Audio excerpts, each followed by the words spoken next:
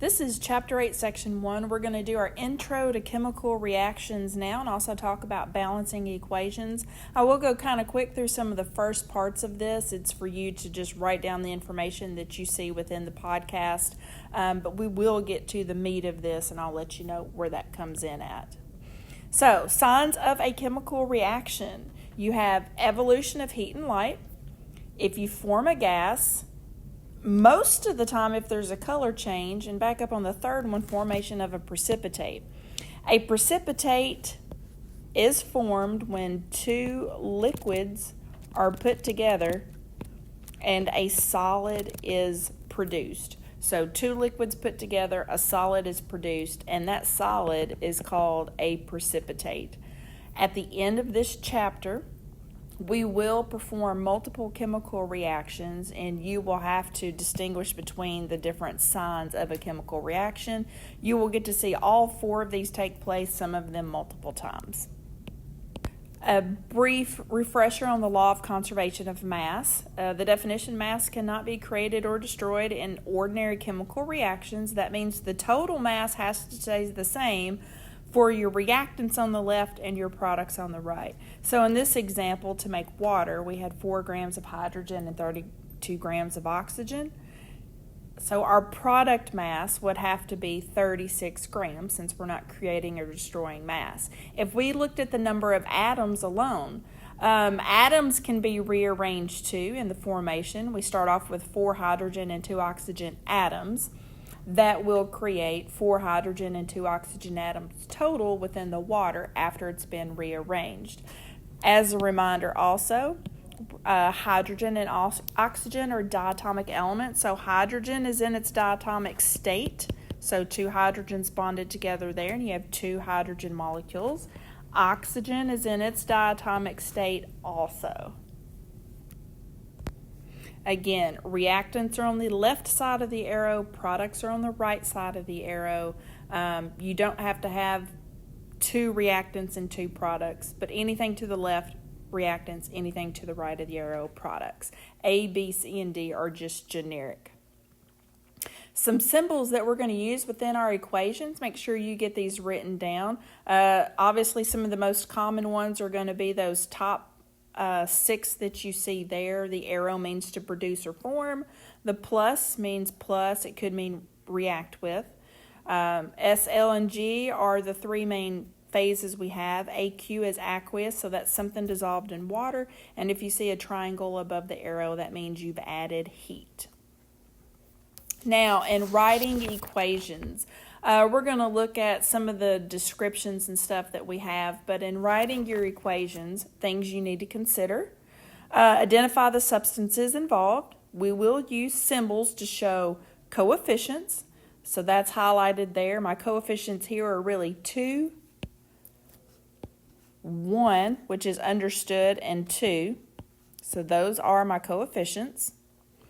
We will show of what, so you identify those compounds. So that's hydrogen, oxygen, and water. And in what state, all of these are gases the way it's written. So again, remember your diatomic elements. There are 7 of these. So if you were to be given this example right here and you had to come up with an equation yourself, I'm underlining the important parts as far as the different substances. You still have to include how many of what and in what state. So writing that out, you do have 2 aluminum atoms. So Al, aluminum, the phase is not given, but that is in the solid phase at room temperature, which is, you'll go with the standard phase at room temperature if it's not given. Reacts with 3 copper 2 chloride. You have to cross over charges for the copper 2 chloride to get the formula, CuCl2. Aqueous is given, that's AQ. To produce, there is our arrow, and it is 3 atoms of copper. Again, phase isn't given, so you go with solid. And 2 aluminum chloride units. So aluminum chloride, again, ionic compound. You have to cross over charges. You get AlCl3 when you do that, and it's aqueous. We throw on the AQ. Now, other describing coefficients, again, if it's an individual element all by itself, individual atoms, we say atom. If it's a molecular compound that's covalently bonded, we use the word molecule. If it's an ionic compound, ionically bonded, we use the word unit. So in describing these right here, CO2 is 2 nonmetals, so it's got to be covalently bonded. So that is 3 molecules of carbon dioxide. 2Mg, that's a standalone element, so we use atoms, so 2 atoms of magnesium. And then MgO, that is an ionic compound. It's got a metal in there, so when you're going to name it, magnesium does not need Roman numerals since it's in group 2, so that is 4 units of magnesium oxide. Now we're going to get to the fun part here, and we're going to look at the steps for balancing our chemical reactions. And I'm going to give you 5 steps first, some other helpful tips, and then we'll go through an example. So you have to write the unbalanced equation first. In the example we just went over with writing equations, those numbers wouldn't have been given, your coefficients wouldn't have been given, but you could have used the words to come up with the proper formulas for your substances first, and then you would follow these steps to get your balanced equation. Step number 2, you're going to count your atoms on each side. So all the atoms of each element on the left side of the arrow and on the right side of the arrow, so for your reactants and your products. Then we will add coefficients to make our atom counts equal. And we do multiply. So it is the coefficient in front times the subscript behind the element to give you number of atoms. Step 4 is an only if necessary kind of thing. So what happens is sometimes people get through the 3rd step, they have balanced their reaction, and then at some point you've overbalanced. So if all of the coefficients can be reduced to a lower whole number, we will. If not, you did great first time around, and you will double check your work. Some other helpful tips before we get to our example. I highly suggest balance one element at a time. So once you add a coefficient, then recount your atoms. So add a coefficient and then recount your atoms. Do this after each coefficient. Please don't add 2 coefficients at one time, because you're like in your head that you think that you know where you're going, and then that is really common for mental mistakes to happen there. If an element appears more than once per side, you need to balance it last. I can tell you that the elements that are very common to appear more than once per side are oxygen, which is the most common. Balance oxygen last, and then hydrogen would be the one that is next to last. So these 2 elements, very common to them appear in multiple compounds on the reactant or product side, so try to balance those last. And then if you have a polyatomic ion that stays together, then leave it together. So if you have, let's say, barium sulfate on the left side and magnesium sulfate on the right side, then leave it as SO4 on both sides, and then we'll do our counts either way, and you will see some examples of this before it's over with. So let's go through our first example. We've got aluminum plus copper 2 chloride reacts to form copper and aluminum chloride. This example has left out all of our phases. So for right now, we're not going to add the phases, but I can tell you that the aluminum and copper are solid, and then the 2 chloride examples are both aqueous solution.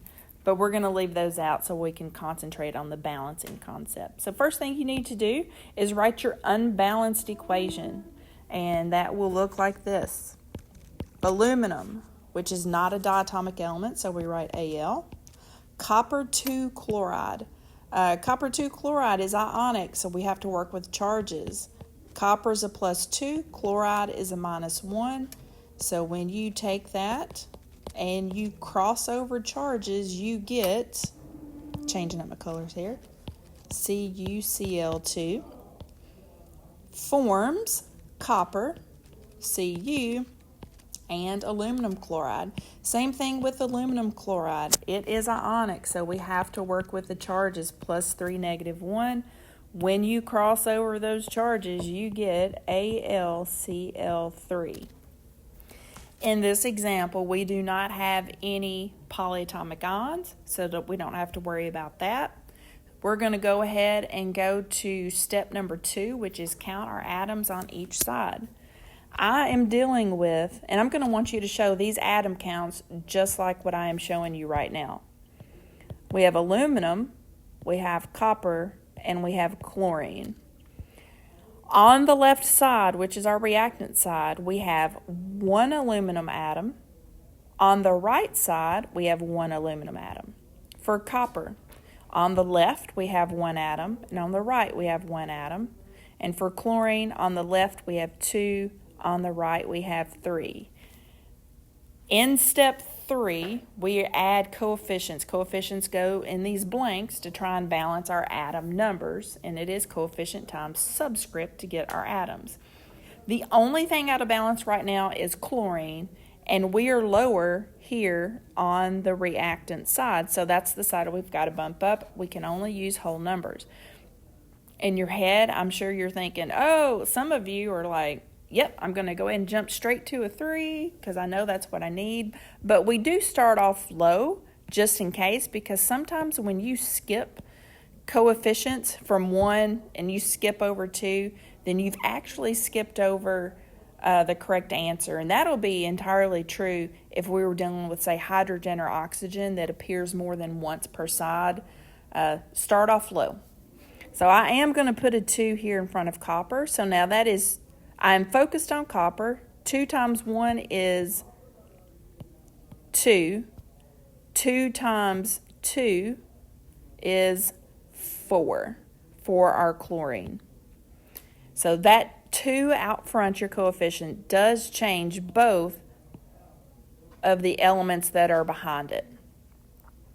And if I go to the other side, copper is out of whack and chlorine is still out of whack. So I'm going to go ahead. I can do either one at this point. I'm going to focus on chlorine again. Try to get chlorine bumped up to 4, but any number you put in front of AlCl3 is not going to give you 4 chlorines. But I will start with the lowest value. And the lowest value that we have now is still a 2.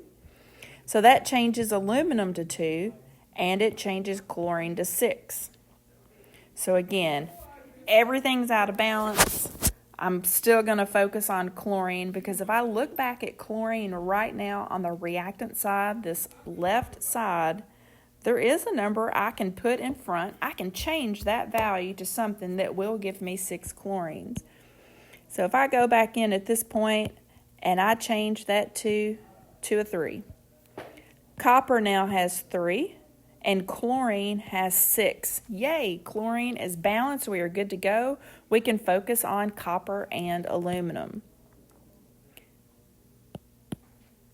Copper, on the right side, I will put a 3 in front of copper. That will give me 3 copper atoms. For aluminum, on the left side, on the reactant side, if I put a 2 in front of aluminum, that gives me 2 aluminum atoms. And it appears that my atom counts are now equal on each side.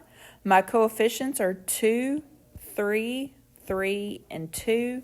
Those cannot all be reduced to a lower whole number, so I've double-checked my work. I am good to go. Let's do one more example. So in this example, I'm going to tell you the name of the compounds, but I'm going to go ahead and write them down. We've got sodium hydroxide, that's ionic, if I cross over charges, plus sulfuric acid, yields sodium sulfate. And before this chapter is over, you're going to learn how these reactions take place, and you're going to be able to predict products on your own. And water. So we're going to go through and balance this reaction. Now, in the helpful tips I gave you, it said balance one at a time, but if you had any polyatomic ions, if they stay intact, leave them intact. So I notice there is sulfate. SO4 is still SO4 on the product side. So I will leave that as SO4 and I put parentheses around it. I don't want me to do anything with that little 4 that shouldn't happen. I see another polyatomic ion, which is OH, hydroxide, but on the product side, it is not still hydroxide. So for that one, I will have to break the O and H apart and treat them individually. So I will go and take parentheses off of it. So starting back again, we have our unbalanced equation. Step 2, our atom counts. Let's go back and identify everything that we need. So we do have sodium, we have oxygen, we have hydrogen, and then that sulfate that I had pointed out. So sodium, on the left side, we have 1 atom of sodium. On the right, we have 2 atoms of sodium. Oxygen, on the left, and I'm going to show you where I'm getting these numbers. I see 1 oxygen here, but this sulfate oxygen is taken care of in sulfate, so I do not add it. So oxygen, there is going to be 1 oxygen on the left. On the right, again, I'm not going to count those oxygens because they're in sulfate, but I will count this oxygen, which there is 1. Sulfates. Well, on the left, I have 1 sulfate unit, so I put a 1 out front.